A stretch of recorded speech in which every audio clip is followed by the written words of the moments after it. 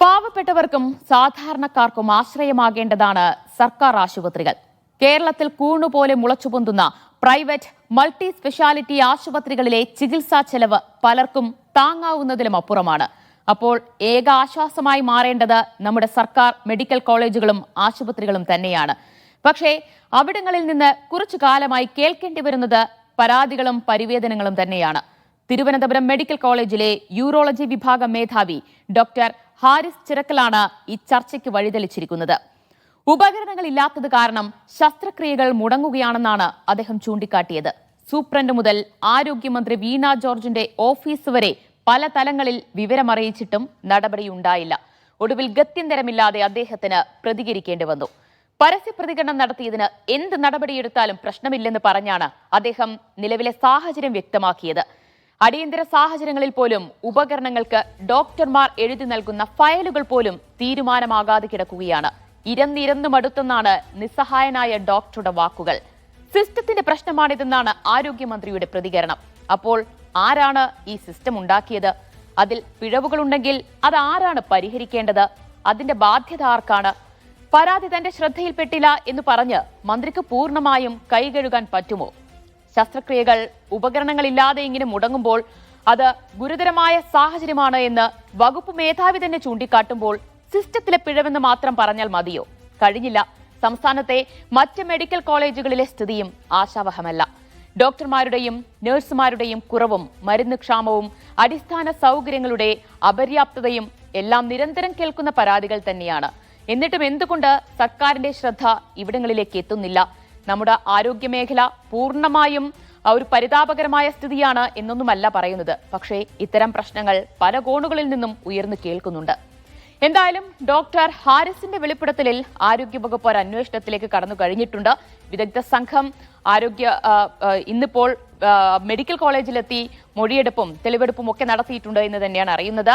Alappuzha, Kottayam medical കോളേജിൽ നിന്നുള്ള വിദഗ്ധ സംഘമാണ് തിരുവനന്തപുരത്ത് എത്തിച്ചേർന്ന് തെളിവെടുത്തിട്ടുള്ളത്. ഇനിയിപ്പോൾ എന്ത് നടപടിയാകും ഉണ്ടാവുക? ഏതൊക്കെ രീതിയിലേക്ക് ഉന്നതരിലേക്കടക്കം ഈ അന്വേഷണവും നടപടിയും ഒക്കെ നീളുമോ എന്നാണ് നമ്മൾ ആദ്യം പരിശോധിക്കാൻ പോകുന്നത്. തിരുവനന്തപുരത്ത് നിന്ന് ഷിജോ കുര്യൻ വിശദീകരിക്കും.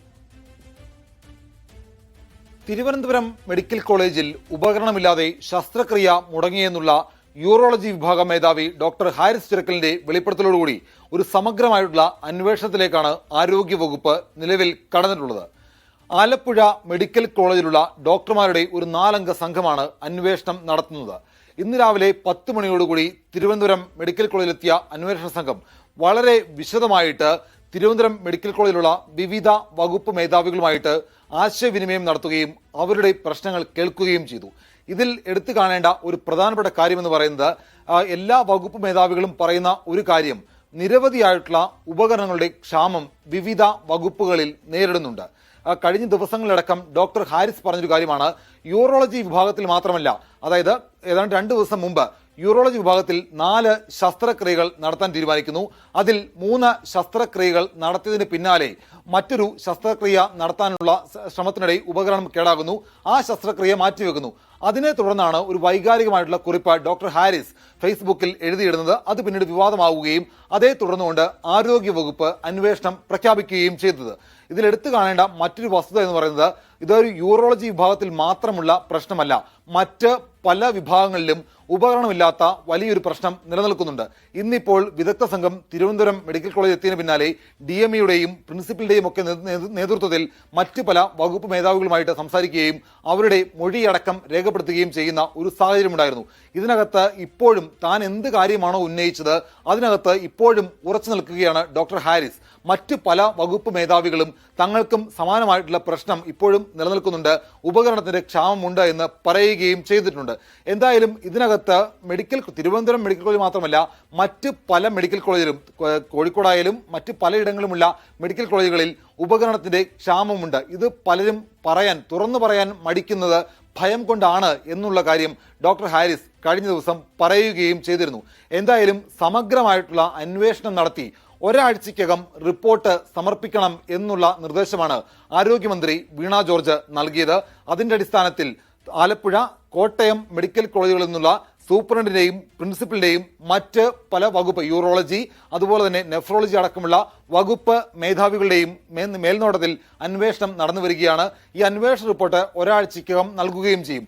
ഇപ്പോഴും താൻ ഉന്നയിച്ച ആരോപണത്തിൽ അല്ലെങ്കിൽ താൻ തുറന്നു പറഞ്ഞ കാര്യത്തിൽ ഉറച്ചു നിൽക്കുകയാണ് ഡോക്ടർ ഹാരിസ് ചെയ്യുന്നത്. അത് താൻ ഒരു വൈകാരിക പ്രകടനമായിട്ട് നടത്തിയതല്ല. സാധാരണക്കാരായിട്ടുള്ള ജനങ്ങൾ നേരിടുന്ന ബുദ്ധിമുട്ട് അത് തുറന്നു പറഞ്ഞതാണ്. ആ പ്രശ്നം എത്രയും പെട്ടെന്ന് പരിഹരിക്കപ്പെടേണ്ടതാണ്.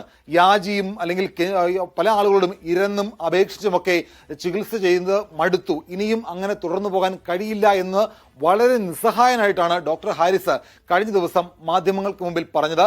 എന്തായാലും ആ പ്രശ്നങ്ങളെല്ലാം പൂർണ്ണമായിട്ട് അഡ്രസ്സ് ചെയ്തുകൊണ്ട് അത് പരിഹരിക്കാൻ വേണ്ടിയിട്ടുള്ള ഇടപെടലിലേക്ക് ആരോഗ്യവകുപ്പ് കടന്നിട്ടുണ്ട്. അതേസമയം ഇതിന്റെ പേരിൽ എന്തെങ്കിലും തരത്തിലുള്ള ഒരു നടപടി ഡോക്ടർക്കെതിരെ ഉണ്ടായാൽ ശക്തമായിട്ട് പ്രതിരോധിക്കും, അതിന്റെ ഭാഗമായിട്ട് പ്രതിഷേധമുണ്ടാകും എന്നുള്ള കാര്യം കൂടി KGM-CTA പറഞ്ഞിട്ടുണ്ട്. നാളെ ഡോക്ടേഴ്സ് ദിനമാണ്. ഡോക്ടേഴ്സ് ദിനമായ നാളെ തിരുവനന്തപുരം യൂണിറ്റിന്റെ നേതൃത്വത്തിൽ തിരുവനന്തപുരം മെഡിക്കൽ കോളേജിന് മുമ്പിൽ വലിയ പ്രതിഷേധം സംഘടിപ്പിക്കാനും KGM-CTA ആലോചിച്ചിട്ടുണ്ട്. ഡോക്ടർക്കെതിരെ അച്ചടക്ക നടപടി ഉണ്ടാകുമെന്ന കാര്യം ഏറെക്കുറെ ഉറപ്പാണ്. അങ്ങനെ ഒരു നടപടിയിലേക്ക് പോയാൽ വലിയ പ്രതിഷേധം ഉണ്ടാകുമെന്നുള്ള മുന്നറിയിപ്പ് ഇതിനോടകം KGM-CTA നൽകിയിട്ടുണ്ട്. ഈ ഡോക്ടർ ഹാരിസ് ഉന്നയിച്ച കാര്യം എന്ന് പറയുന്നത് അത് വസ്തുതയാണ്.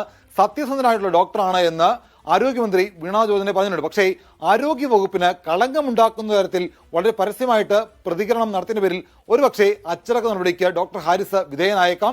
പക്ഷേ അദ്ദേഹം ഉന്നയിച്ച കാര്യങ്ങൾ വസ്തുതയുള്ളതാണ്. അത് പരിഹരിക്കാൻ വേണ്ടിയിട്ടുള്ള ഇടപെടൽ ആരോഗ്യവകുപ്പിൽ യുദ്ധകാലാടിസ്ഥാനത്തിൽ നടന്നു വരികയാണ്. എന്തായാലും ഇതാണ് നമ്മുടെ മെഡിക്കൽ കോളേജുകളിലെ നിലവിലെ സ്ഥിതി എന്ന് തന്നെയാണ് വ്യക്തമാകുന്നത്. തിരുവനന്തപുരം മെഡിക്കൽ കോളേജിലുണ്ടായത് വെറും ഒരു ഉദാഹരണം മാത്രമാണ്. മറ്റ് ജില്ലകളിലെ മെഡിക്കൽ കോളേജുകളിൽ ചെന്നു കഴിഞ്ഞാൽ ഇതുപോലെയുള്ള പല പരാതികൾ നമുക്ക് കേൾക്കാൻ കഴിയുന്നുണ്ട്. ഉദാഹരണത്തിന് ഇവിടെ കോഴിക്കോട് മെഡിക്കൽ കോളേജിൽ ചെന്നാൽ കാലങ്ങളായി അവിടെ ഉയർന്നു കേൾക്കുന്ന ഒരു പരാതി, പ്രധാനപ്പെട്ട ഒരു ആരോപണം എന്ന് പറയുന്നത് മരുന്ന് ക്ഷാമം തന്നെയാണ്. മിക്ക മരുന്നുകളും അവിടെ ലഭ്യമാകുന്നില്ല, അല്ലെങ്കിൽ മരുന്ന് വിതരണ കമ്പനികൾക്ക് കോടികളുടെ കുടിശ്ശികയായതോടുകൂടി അവർ മരുന്ന് വിതരണം ചെയ്യാൻ താല്പര്യപ്പെടുന്നില്ല, അല്ലെങ്കിൽ അവർ ഒരു സമരത്തിലേക്ക് പോകുന്ന സ്ഥിതിയാണ് ഉണ്ടായത്. അപ്പോൾ ഈ രീതിയിലുള്ള പ്രശ്നങ്ങളിലേക്കൊക്കെ സർക്കാരിന്റെ ഇടപെടൽ അടിയന്തരമായി തന്നെ വേണം എന്നത് തന്നെയാണ് എടുത്തു പറയേണ്ടത്. എന്താണ് ഇതുപോലെയുള്ള പ്രശ്നങ്ങൾ ഉണ്ടാകാൻ കാരണം? അത് ഫണ്ടില്ലാത്തതാണോ? സംസ്ഥാനം വലിയൊരു സാമ്പത്തിക ഞെരുക്കത്തിൽ തന്നെയാണ് ഉള്ളത്, അല്ലെങ്കിൽ മുന്നോട്ട് പോകുന്നത് എന്നത് വസ്തുത തന്നെയാണ്. നമുക്ക് അത് വിട്ടുകളയാൻ കഴിയില്ല. എന്നാൽ അത് പറഞ്ഞുകൊണ്ട് മാത്രം ആരോഗ്യ മേഖലയ്ക്കുള്ള തുക അനുവദിക്കാത്തതിന് ന്യായവുമല്ല.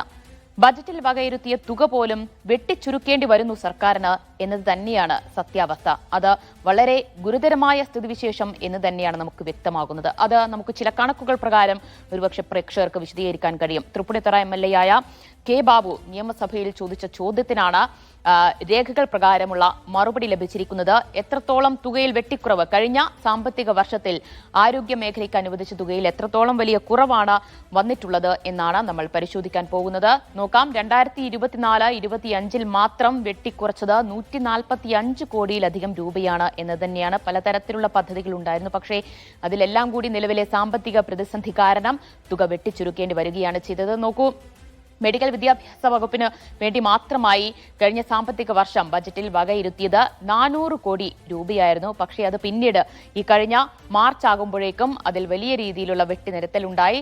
ആകെ അനുവദിച്ചത് ബജറ്റിൽ നീക്കിയിരിപ്പ് വെറും 254.35 കോടി മാത്രമാണ് പദ്ധതികൾക്ക് അനുവദിക്കാൻ കഴിഞ്ഞത് എന്നാണ് രേഖകൾ പ്രകാരം നമുക്ക് വ്യക്തമാകാൻ കഴിയുന്നത്. ഇനിയും മറ്റു ചില പ്രധാനപ്പെട്ട പദ്ധതികൾക്ക് അല്ലെങ്കിൽ വികസനത്തിന്, ആരോഗ്യ മേഖലയുടെ വികസനത്തിനായി ബജറ്റിൽ വകയിരുത്തിയ തുകയും പിന്നീട് അനുവദിച്ചത് അല്ലെങ്കിൽ പുനഃക്രമീകരിച്ച പദ്ധതി വിഹിതവും എത്രയാണ് എന്നാണ് നമ്മൾ പരിശോധിക്കാൻ പോകുന്നത്. അതിൽ ആദ്യത്തേത് സംസ്ഥാനത്തെ വിവിധയിടങ്ങളിലുള്ള മെഡിക്കൽ കോളേജുകളുടെ വികസനത്തിന് ബജറ്റിൽ വകയിരുത്തിയത് 217 കോടി രൂപയായിരുന്നു. പക്ഷേ പിന്നീട് അത് പലതരത്തിലുള്ള കാരണങ്ങൾ കൊണ്ട്, സാമ്പത്തിക പ്രതിസന്ധി കൊണ്ട് അത് വെട്ടിച്ചുരുക്കേണ്ടി വന്നു. പിന്നീട് അത് 157 കോടി രൂപയായി ചുരുക്കേണ്ടി വരികയാണ് ചെയ്തത്. തിരുവനന്തപുരം RCCക്ക് ബജറ്റിൽ നീക്കിവെച്ചിട്ടുള്ള തുക അത് 73 കോടി രൂപയായിരുന്നു. പക്ഷെ പിന്നീട് അത് 36 കോടി രൂപയായി പുനഃക്രമീകരിക്കുകയാണ് ചെയ്തത്. ഇനി കഴിഞ്ഞില്ല, മറ്റ് ക്യാൻസർ സെന്ററിന് ഉൾപ്പെടെ എങ്ങനെയാണ് എന്ന് നോക്കാം. മലബാർ ക്യാൻസർ സെന്ററിന്റെ കാര്യം നോക്കൂ. അതിൽ ബജറ്റിൽ ആദ്യം വകയിരുത്തിയത് 28 കോടി രൂപയായിരുന്നു. പക്ഷേ അത് പകുതിയായി പിന്നീട് വെട്ടിച്ചുരുക്കേണ്ടി വന്നു, പുനഃക്രമീകരിക്കേണ്ടി വന്നു.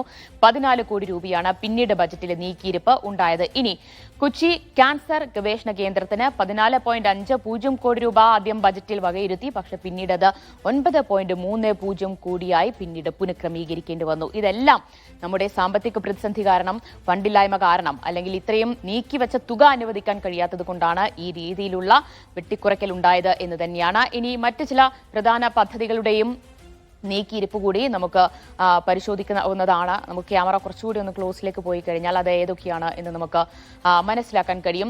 വിവിധയിടങ്ങളിലുള്ള PHCകൾ അല്ലെങ്കിൽ ജനറൽ ആശുപത്രികളുടെയും ഒക്കെ വികസനത്തിനായി വകയിരുത്തിയത് 152.13 കോടിയായിരുന്നു. പക്ഷേ അത് വെട്ടിച്ചുരുക്കി പിന്നീട് അത് 90 കോടിയിലെത്തി. ഇനി വിവിധ മെഡിക്കൽ കോളേജുകളിൽ ഡയാലിസിസ് യൂണിറ്റുകൾ സ്ഥാപിക്കുന്നതിനായി ബജറ്റിൽ നീക്കിയിരിപ്പ് 9.88 കോടിയായിരുന്നു. പക്ഷേ അത് പകുതിയായി കുറഞ്ഞു.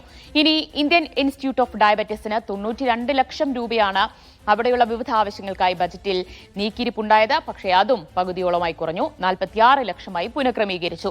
അതുപോലെ തന്നെ നഴ്സിംഗ് കോളേജുകൾക്ക് സംസ്ഥാനത്ത് വിവിധയിടങ്ങളിലുള്ള നഴ്സിംഗ് കോളേജുകളുടെ അടിസ്ഥാന വികസനത്തിനും മറ്റ് സൗകര്യങ്ങൾക്കും ഒക്കെയായി 13 കോടിയിലധികം രൂപ ആദ്യം ബജറ്റിൽ വകയിരുത്തിയിരുന്നു. പക്ഷേ അത് പിന്നീട് വെറും 5 കോടിയായി മാത്രം പുനഃക്രമീകരിക്കുകയാണ് ചെയ്തിട്ടുള്ളത്. ഈ രീതിയിലാണ് അവസ്ഥ. ഇനിയും ഒരുപാട് പദ്ധതികളുണ്ട്. മറ്റ് പദ്ധതികളുടെ കാര്യം എന്താണ് എന്ന് നമുക്ക് വളരെ വേഗത്തിലൊന്ന് ഓടിച്ചു പോകാം. സർജിക്കൽ റോബോട്ട്, മെഡിക്കൽ കോളേജുകളിൽ സർജിക്കൽ റോബോട്ട് കൊണ്ടുവരുന്നതിനായി 29 കോടി രൂപ ബജറ്റിൽ വകയിരുത്തിയിരുന്നു. അതുപോലെ തന്നെ മജ്ജ മാറ്റിവെക്കൽ യൂണിറ്റിനായി 1.50 കോടി രൂപ മാറ്റിവെച്ചിരുന്നു. ഇനി ഓങ്കോളജി ആൻഡ് ടേഴ്ഷ്യറി കെയർ സെന്റർ സ്ഥാപിക്കാനായി 14 കോടി രൂപയാണ് വകയിരുത്തിയത്. സ്പോർട്സ് മെഡിസിൻ 1 കോടി രൂപ ബജറ്റിൽ വകയിരുത്തി. പക്ഷേ ഈ പദ്ധതികൾക്കൊന്നും 1 രൂപ പോലും അനുവദിച്ചിട്ടില്ല എന്നതാണ് നമുക്ക് രേഖകളിൽ നിന്നൊക്കെ വ്യക്തമാകാൻ കഴിയുന്നത്. കഴിഞ്ഞില്ല. പല പദ്ധതികളും ഫണ്ട് ലഭിക്കാത്തതിനാൽ പാതി വഴിയിലാണ് മുടങ്ങിക്കിടക്കുന്നു, തടസ്സപ്പെട്ടു കിടക്കുന്നു എന്ന് തന്നെയാണ് നമുക്കറിയാൻ കഴിയുന്നത്. ഇതാണ് നമ്മുടെ നിലവിലെ പൊതുജനാരോഗ്യ മേഖലയിലെ അവസ്ഥ. അതായത് സാമ്പത്തിക പ്രതിസന്ധിയും വലിയ രീതിയിൽ രൂക്ഷമായി തന്നെ തുടരുന്നുണ്ട്. പക്ഷേ അത് മാത്രം ഉന്നയിച്ചുകൊണ്ട് നമുക്ക് പല പദ്ധതികളും ആരംഭിക്കാതിരിക്കാൻ അല്ലെങ്കിൽ തുക അനുവദിക്കാതിരിക്കാൻ കഴിയില്ല. അത് അത്യന്താപേക്ഷിതം തന്നെയാണ്. കേരളം എന്നും ആരോഗ്യ രംഗത്ത് മുന്നിട്ട് നിൽക്കുന്നു എന്ന അഭിമാനം കൊള്ളുന്നവരാണ്. പക്ഷേ അതിന്റെ ഒരു അവസ്ഥ പരിതാപകരമാകാൻ പാടില്ല, താഴേക്ക് പോകാൻ പാടില്ല. അപ്പോൾ അടിയന്തരമായി തന്നെ ഒരു സർക്കാർ ഇടപെടൽ ഇക്കാര്യത്തിൽ അത്യന്താപേക്ഷിതമാണ് എന്ന് തന്നെയാണ് ചൂണ്ടിക്കാട്ടാനുള്ളത്. മടങ്ങിയെത്താം.